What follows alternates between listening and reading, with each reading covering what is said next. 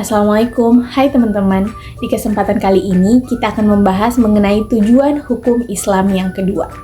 Sebagaimana yang kita ketahui bahwa Allah Subhanahu wa Ta'ala telah mensyariatkan hukumnya bagi manusia yang tentunya akan membawa kepada arah kesejahteraan dan kemaslahatan umat. Perwujudan perintah tersebut dapat kita lihat di dalam Al-Quran dan penjabarannya juga dapat kita lihat di dalam hadis Nabi Muhammad SAW. Atas dasar kemaslahatan dan interpretasi hukum Islam tersebutlah, sehingga kita sebagai manusia harus menyikapinya dengan arif dan bijaksana dengan menggunakan pendekatan filsafat hukum Islam. Adapun tujuan dari hukum Islam menjadi arah setiap perilaku dan tindakan manusia untuk menciptakan kebahagiaan hidup dengan menaati serta menghindari apa yang telah ditetapkan di dalam hukumnya. Tujuan hukum Islam demi kemaslahatan akan membawa kepada kemaslahatan di dunia ini maupun di hari akhirat kelak. Sementara itu, perubahan-perubahan sosial di era modern ini harus dihadapi umat Islam di mana telah menimbulkan masalah-masalah yang cukup serius berkaitan dengan hukum Islam. Oleh karena itu, maqasid syariah sendiri menjadi tujuan yang ingin dicapai syariah untuk kemaslahatan umat Islam. Nah, maqasid syariah ini merupakan teori hukum Islam yang telah terbentuk sejak awal pembentukan hukum Islam itu sendiri. Oleh karena itu, teman-temanku sekalian, kita masuk kepada materi utama dalam pembahasan kita kali ini, yaitu maqasid syariah di dunia modern. Di era modern ini yang penuh dengan gejolak dan kompleks, maqasid syariah atau tujuan-tujuan mendasar syariat Islam ini hadir sebagai kompas yang dapat menuntut umat muslim dalam menghadapi berbagai permasalahan kontemporer. Memahami maqasid syariah juga secara mendalam dapat membuka jalan untuk interpretasi hukum Islam yang relevan, dinamis, dan kontekstual sesuai dengan realitas yang masa kini tanpa menggeser nilai-nilai fundamentalnya.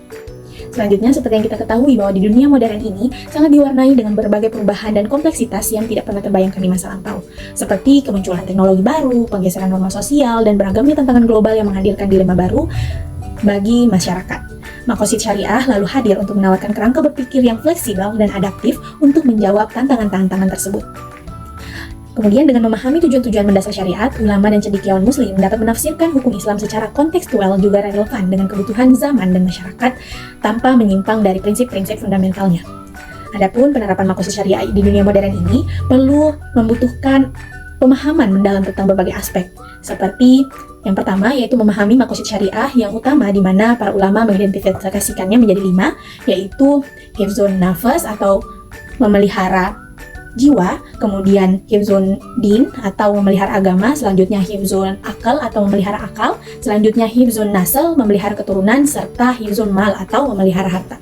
Nah, penerapan maqasid syariah di dunia modern tentu bukan tanpa tantangan. Nah, salah satu tantangan utamanya yaitu potensi penyalahgunaan konsep ini untuk justifikasi kepentingan pribadi maupun kelompok tertentu.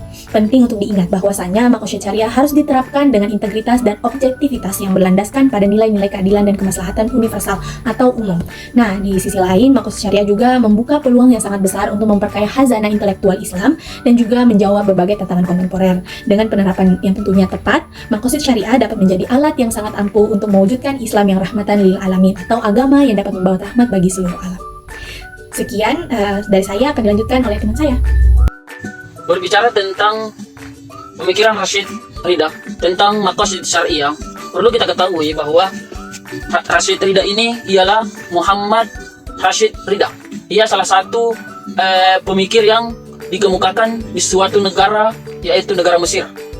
Dan dia salah satu pelopor yang sangat penting dalam perkembangan studi maqasid syariah. Nah, secara langsung atau secara tidak langsung, Rashid Ridha ini telah menerangkan bahwa ada tingkatan yang sangat penting dalam maqasid syariah. Yang pertama ada namanya daruriyah. Apa artinya daruriyah? Daruriyah itu kebutuhan sekunder.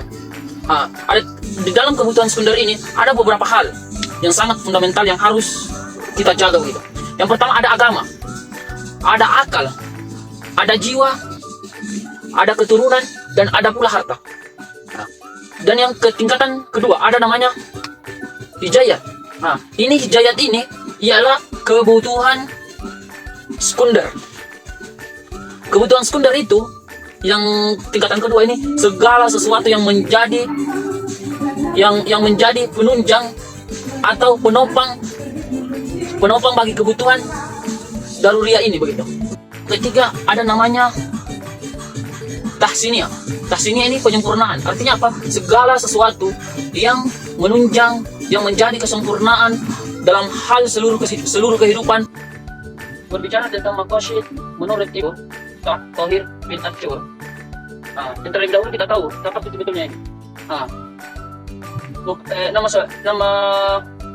asli dia itu Muhammad Thahir Ibnu Asyur.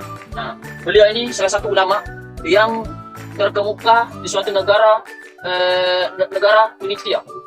Nah, dan beliau juga ini salah satu ulama yang sangat terpenting dalam mempelopori atau salah satu yang sangat penting dalam maqasid syariah yang modern. Nah, dia menjelaskan bahwa maqasid syariah yaitu ada 5 pilar yang sangat penting. Yang pertama ada namanya daruriyah. Daruriyah apa itu? Artinya daruriyah ialah sesuatu yang menjadi 5 elemen ini sangat penting, yaitu agama, akal, jiwa, keturunan, dan harta. Nah, dan yang kedua dia jelaskan bahwa ada namanya hijayah. Dia artinya itu kebutuhan sekunder. Jadi artinya apa? Kebutuhan sekunder ini sesuatu yang melengkapi atau yang menunjang daruriyah ini, begitu, kebutuhan primer ini. Dan yang ketiga tahsiniyah. Tahsiniyah itu apa? Penyempurnaan. Jadi dia itu bersifat bahwa meningkatkan kualitas manusianya dalam berbagai aspek kehidupan. Nah, dan yang keempat itu ada namanya kuliah syariah. Artinya apa? Bahwa kuliah syariah ini berbicara tentang prinsip-prinsip dasar dalam Islam. Jadi dia itu prinsip apa? Tentang bagaimana kita mendapatkan keadilan, kesejahteraan. Nah, itulah mungkin. Oke teman-teman, selanjutnya kita memang chapter terkait materi kami, yaitu diskursus maqasid al-syariah. Jadi sebelum lebih mendalam terkait diskursus maqasid al-syariah, ada baiknya kita mengetahui dulu apa yang dimaksud dengan diskursus. Jadi teman-teman, diskursus adalah suatu percakapan atau pembahasan yang mendalam terkait topik tertentu yang disertai dengan ide, pendapat, serta argumen. Itu yang dimaksud dengan diskursus. Di era yang serba cepat seperti sekarang ini, maqasid al-syariah begitu penting dan menjadi semakin relevan. Maqasid al-syariah sebagai kompas moral umat Islam di tengah hutan belantara modernitas yang membantu umat Islam menavigasi berbagai macam tantangan dan kompleksitas terbaru. Maqasid syariah juga telah menjadi bagian integral dari diskusi-diskusi Islam sejak zaman Rasulullah SAW dan para sahabat.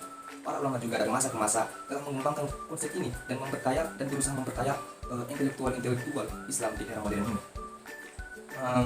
Diskursus tentang maqasid syariah tidak kalah pentingnya sebagai respons terhadap tantangan-tantangan kontemporer. Jadi teman-teman, maqasid syariah juga tidak terlepas dari yang namanya tantangan atau hambatan-hambatan yang menyertainya. Apa saja itu? Yang pertama, penafsiran yang kaku dan sempit. Kadang-kadang maqasid syariah diinterpretasikan terlalu kaku, membuat hukum Islam sulit beradaptasi dengan perkembangan zaman. Hal ini bisa membuat fleksibilitas dan relevansi hukum Islam dalam konteks modern. Yang kedua, penyalahgunaan untuk kepentingan pribadi. Ada risiko maqasid syariah disalahgunakan oleh individu atau kelompok dengan kepentingan mereka sendiri, mengorbankan tujuan asli untuk keadilan dan kemaslahatan.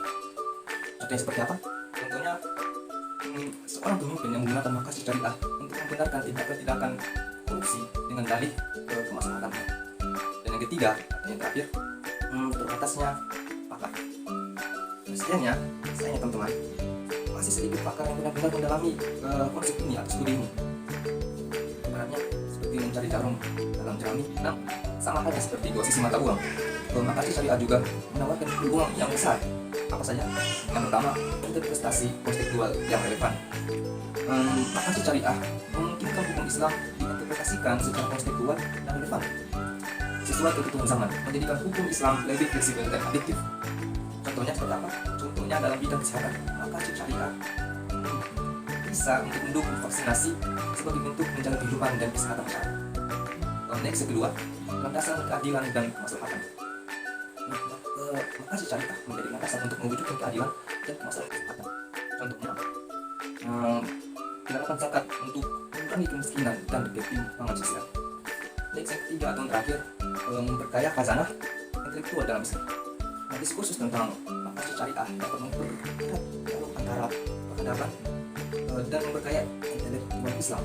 Nah, itulah tadi 3 peluang besar yang bisa ditawarkan dalam maqasid syariah.